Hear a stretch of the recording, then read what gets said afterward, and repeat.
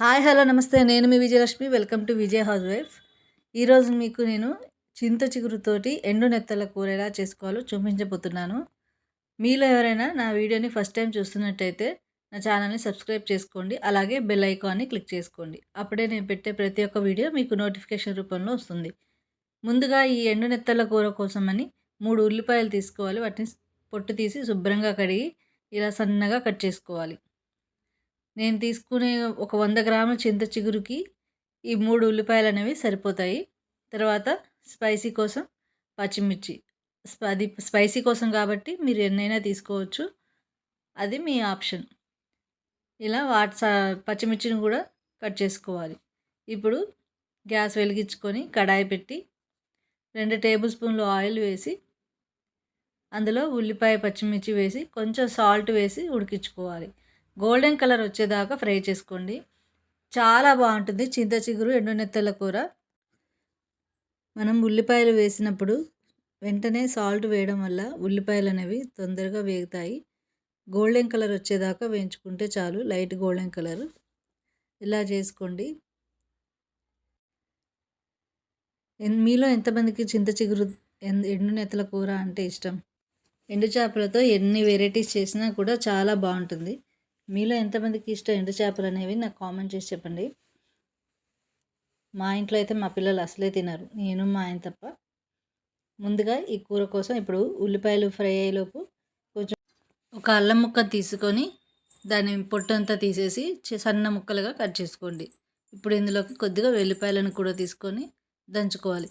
ఫ్రెష్గా అల్లం వెల్లిపాయ పేస్ట్ వేయడం వల్ల కూర చాలా టేస్టీగా ఉంటుంది. ఇలా ఎప్పుడైనా చింత చిగురుతో చేసినప్పుడు ఎండు చేపల కూర ఫ్రెష్ అల్లం వెల్లిపాయ పేస్ట్ వేయడానికే ట్రై చేయండి. ముందుగా నూరి పెట్టుకునే దాంతో అంత టేస్ట్ రాదు. ఫ్రెష్గా ఉన్న దాంతో టేస్ట్ చాలా బాగుంటుంది.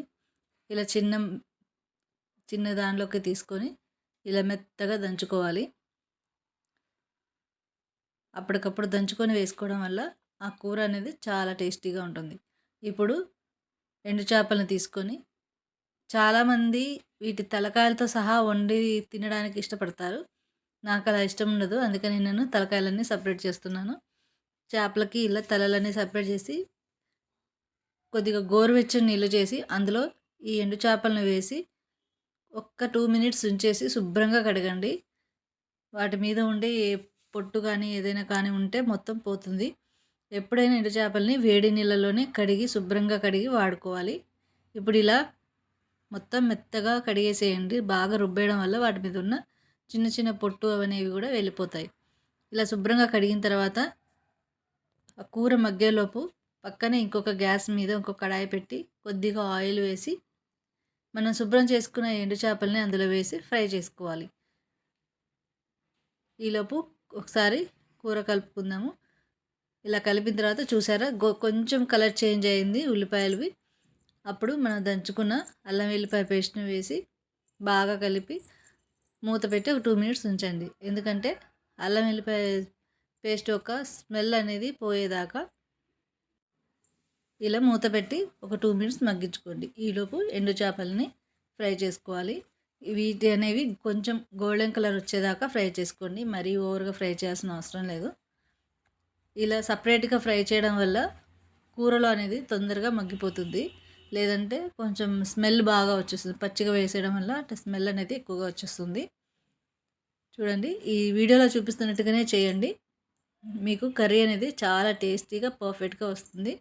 ఇలా ఫ్రై అయిన వాటిని పక్కకు తీసుకోండి. ఇప్పుడు ఇవి పక్కకు తీసుకున్న ఎండు చేపల్ని మనం ఉల్లిపాయలు వేసి ఒక 2 మినిట్స్ మగ్గనియాలి. ఈలోపు ఇవి మూత పెట్టి మగ్గేలోపు చింత చిగురు తీసుకుందాము. ఫ్రెష్ చింత చిగురు తీసుకోండి, అంటే లేతగా ఉన్నది తీసుకోండి. ఇప్పుడు ఈ చింత చిగురుని ఇలా మెత్తగా నలిపేయాలి. డైరెక్ట్గా వేసేయకూడదు. మెత్తగా నలిపి వేయడం వల్ల కర్రీ టేస్టీగా ఉంటుంది. అంటే తినేటప్పుడు అనేది పంటి కిందకి మెత్తగా తగిలేలాగా ఉండాలి కదా. ఇలా మెత్తగా నలిపేసుకొని ఇప్పుడు కూరని ఒక్కసారి కలిపేసి మనం నలుపుకున్న చింత చిగురు మొత్తాన్ని అందులో వేసుకోవాలి. చింత చిగురు వేశాక ఇంకొక 5 మినిట్స్ అనేది అలాగే మగ్గనివ్వాలి డైరెక్ట్గా. ఇప్పుడు ఇందులోకి కొద్దిగా కారం, స్పైసీని తగ్గట్టుగా పసుపు, ధనియాల పొడి ఇవన్నీ వేసి ఫ్రై చేసుకోవాలి. ఇవన్నీ వేసాక ఒక 5 మినిట్స్ అనేది మనం ఫ్రై చేసుకున్న తర్వాత అప్పుడు వాటర్ పోసి ఉడకనివ్వాలి. చాలా బాగుంటుంది చింత చిగురు ఎండు నెత్తల కూర, ఎండు చేపల కూర.